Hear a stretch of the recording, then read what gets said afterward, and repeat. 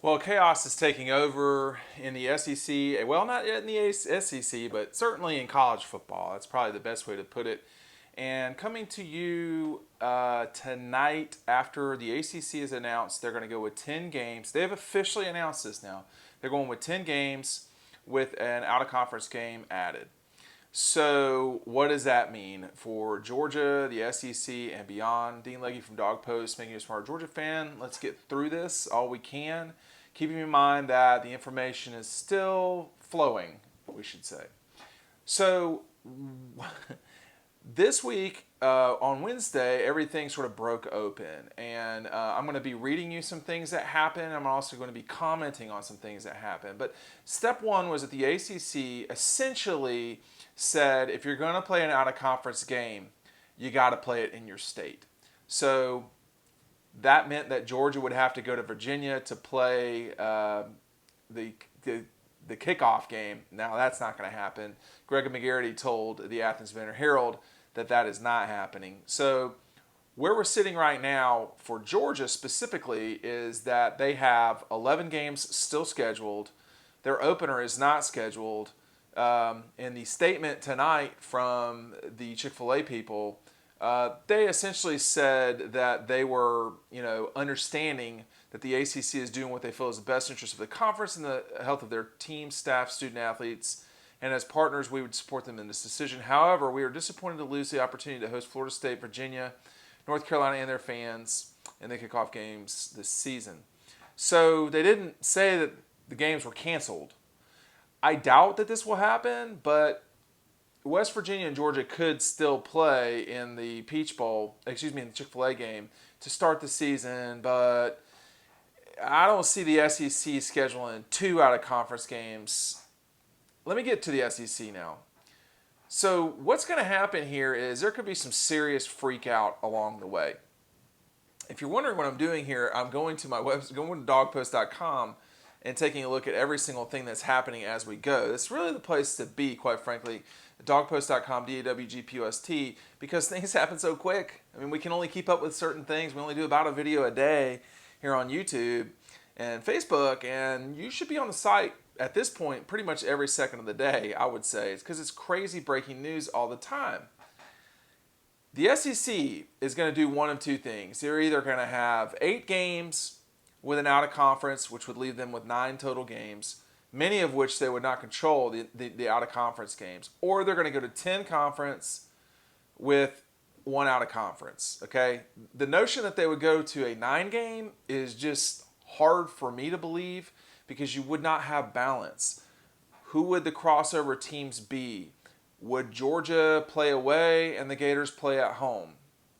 No. So it's either going to be 2 games or no games. And I feel, now this has not been thoroughly reported out, but I mean, I've dealt with Georgia for 20 years now. And the idea that they would not play Georgia Tech in football is completely foreign to their existence.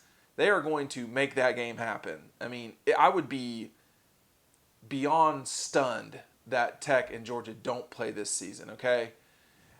I do know that in the past, Georgia has been flexible, if you want to call it that, 10% likely, that they would change when the game is for Tech. But the likelihood that they would not play Tech, even in a pandemic, I think is at 1% or 2%. I mean, I just don't. And I'm just saying that because I don't want to be completely wrong. I mean, I just don't see it happening. So, saying all that to say this, when you're adding 2 games to an SEC schedule, that's what Sports Illustrated, Ross Ellinger, is reporting as of Wednesday. And, people say, well, do these guys know what they're talking about? He does know what he's talking about. Okay, this isn't just some kook coming out of nowhere. He covered LSU for a long time. He works for Sports Illustrated now. Ross knows what he's talking about. So, now who he's getting it from is probably the Western schools, but maybe not exclusively. So, what's coming out now, though, is that, if you're going to add 2 games, which 2 games are you going to add? You're just going to just randomly pick 2 games out of the blue and add them? Now, it's looking like the most probable situation would be that the SEC would move forward with the next 2 rotating games on.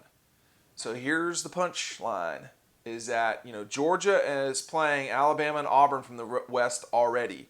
they would add Arkansas, probably go to Arkansas, and then they would host Mississippi State. It's a little backwards. I mean, State just came to Athens, but one of those games would be road, one of those games would be away. The more I think about it now that I just say that, Arkansas would probably have to come to Georgia if Georgia's going to Arkansas next year, and Georgia would probably go to State, but this is just me saying it in my head. The real bombshell of this, and I'm just going to say this right now, I'm not sure how fair this is, but Florida would inherit Alabama and Texas A&M in the same year that they also play LSU.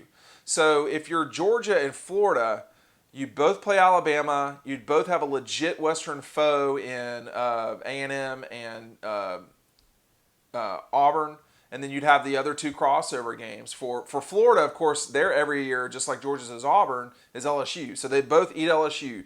They both have Auburn and LSU, dealing with that one, and then would both literally play Alabama.